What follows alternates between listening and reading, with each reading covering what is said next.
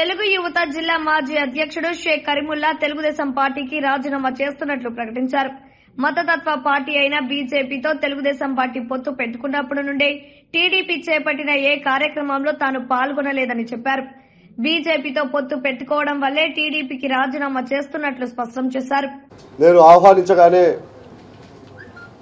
ఇక్కడికి విచ్చేసినటువంటి పాత్రికేయ సోదరులకి మరియు నా ఆత్మీయ మిత్రులకి అందరికి కూడా ఉద్యమ అభివందనాలు.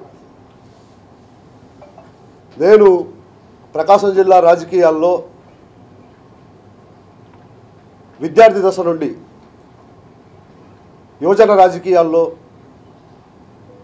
పలు పదవుల్లో పనిచేసినటువంటి నేపథ్యం కలిగినటువంటి ఒక ముస్లిం సామాజిక వర్గానికి చెందినటువంటి నాయకుడిగా నేను పుట్టినటువంటి ముస్లిం సామాజిక వర్గానికి ఎంతో కొంత బాగు చేయాలనేటువంటి ఉద్దేశంతో 2005 నుండి కూడా ప్రకాశం జిల్లాలో పనిచేస్తూ ఉన్నాను. 2005లో సునామీ వచ్చినప్పుడు విరాళాలు సేకరించి అప్పటి నుంచి ఆ తర్వాత యువజన కాంగ్రెస్ ప్రకాశం జిల్లా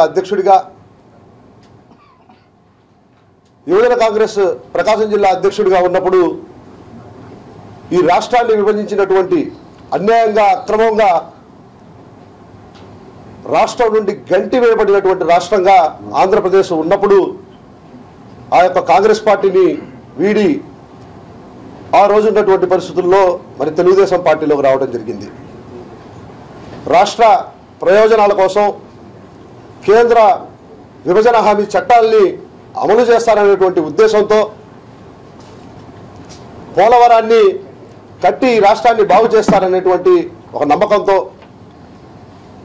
ఈ రాష్ట్రంలో ఉన్నటువంటి మైనారిటీ సోదరులకి అండగా నిలబడతారనేటువంటి ఒక ఆశతో మరి ఆ రోజు టీడీపీ పార్టీలో చేరటం జరిగింది.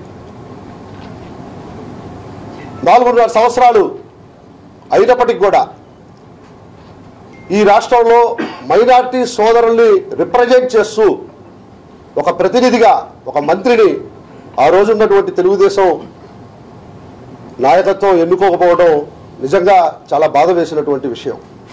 అయినప్పటికీ కూడా ఏదైతే ఈ భారతదేశంలో భిన్న సంస్కృతులు ఉన్నటువంటి ఒక దేశం ఇది. ఈ దేశంలో హిందూ ముస్లింలు భాయిగా మరి జీవిస్తున్నటువంటి నేపథ్యం.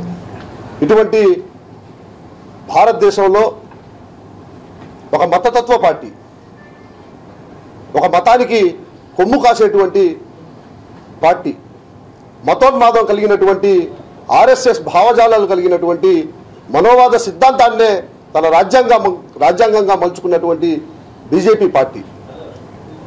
అటువంటి బీజేపీ పార్టీ యొక్క నిరంకుశ వైఖరిని మరి ఆ రోజు చంద్రబాబు నాయుడు గారు వ్యతిరేకించారని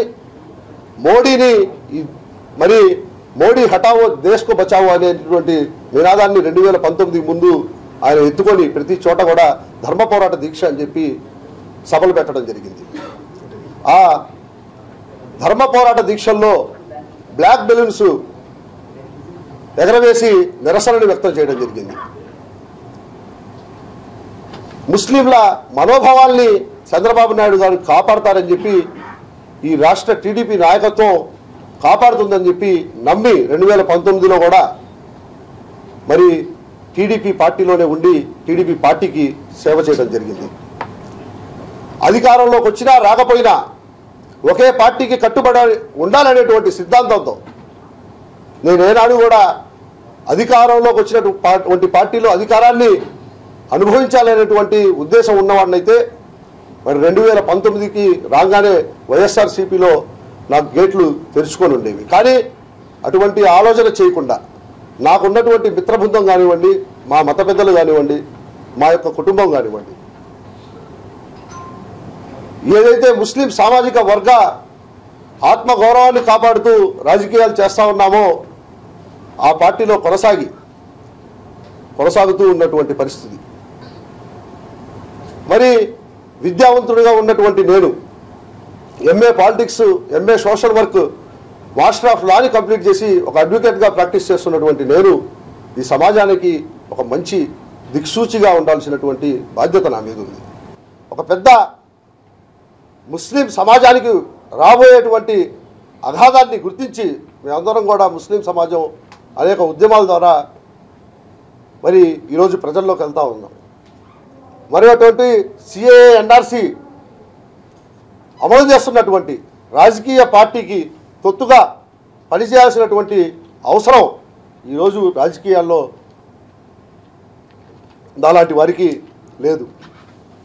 ఈ యొక్క బీజేపీ మతతత్వ పార్టీతో కలిసి పనిచేసేటువంటి పార్టీల్లో నేరుగా ఎవరైతే వారి కన్వాని మోయాల్సి వచ్చిందో ఈరోజు ఆ యొక్క పార్టీల్లో ఉన్నటువంటి ప్రతి ముస్లిం సోదరుడు కూడా ఆలోచించుకోవాల్సినటువంటి అవసరం ఉంది. నేను నా యొక్క టీడీపీ ప్రాథమిక సభ్యత్వానికి, అదేవిధంగా రాష్ట్ర మైనార్టీ కార్యనిర్వాహక కార్యదర్శిగా ఉన్నటువంటి పదవికి ఈరోజు రాజీనామా చేస్తూ ఉన్నాను.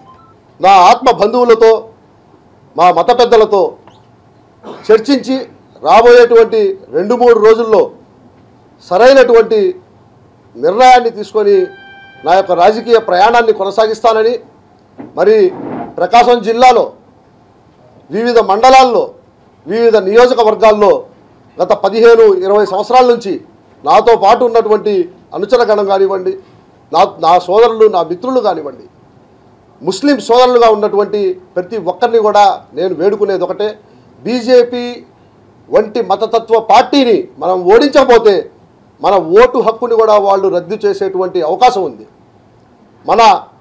మనల్ని ద్వితీయ శ్రేణి పౌరులుగా చిత్రీకరిస్తూ ఈరోజు రాజ్యాంగాన్ని కూడా వాళ్ళు పక్కన పెట్టి మనవాద సిద్ధాంతాన్ని అమల్లో తీసుకురావాలని ప్రణాళికలు రచించేటువంటి ప్రమాదం ఉంది. కాబట్టి ఇక్కడ సిఏని అమలుపరిచి ఒక ముస్లిం రిజర్వేషన్లు ఏవైతే ఉన్నాయో ఆ ముస్లిం రిజర్వేషన్ని తీసేస్తాం మేము అధికారంలోకి వస్తే అని చెప్తున్నటువంటి, బహిరంగంగా చెప్తున్నటువంటి పార్టీలతో మద్దతు తెలపడం అనేది, ఆ పార్టీల్లో పనిచేయడం అనేది మనల్ని మనం మోసం చేసుకున్నట్టే, మన మనస్సాక్షిని మోసం చేసినట్టే. గర్వంగా చెప్తా ఉన్నాను, మరి మతతత్వ పార్టీలో పనిచేయడానికి నేను సిద్ధంగా లేనని నా యొక్క ముస్లిం సోదరులకి గర్వంగా చెప్తా ఉన్నాను. టీడీపీ పార్టీలో 2014లో నేను చేరినప్పటి నుంచి కూడా నన్ను ఆదరించి, నాతో పాటు కలిసి పనిచేసి, నన్ను ఎన్నో విధాలుగా ప్రోత్సహించినటువంటి నాయకులకి, అదేవిధంగా నాతో పాటు ప్రయాణం చేసినటువంటి మైనార్టీ టీడీపీ సోదరులకి అందరికీ కూడా మనస్ఫూర్తిగా ధన్యవాదాలు తెలియజేసుకుంటా ఉన్నా. పొత్తు పెట్టుకొని ఈ నెల రోజుల్లో నేను నిద్రపోలేదు. ఎంత మానసిక వేదనకు గురయ్యానో నాకే తెలుసు. ఈ పొత్తు పెట్టుకున్నప్పటి నుంచి నేను ఏ ఒక్క టీడీపీ కార్యక్రమంలో పాల్గొనలేదు.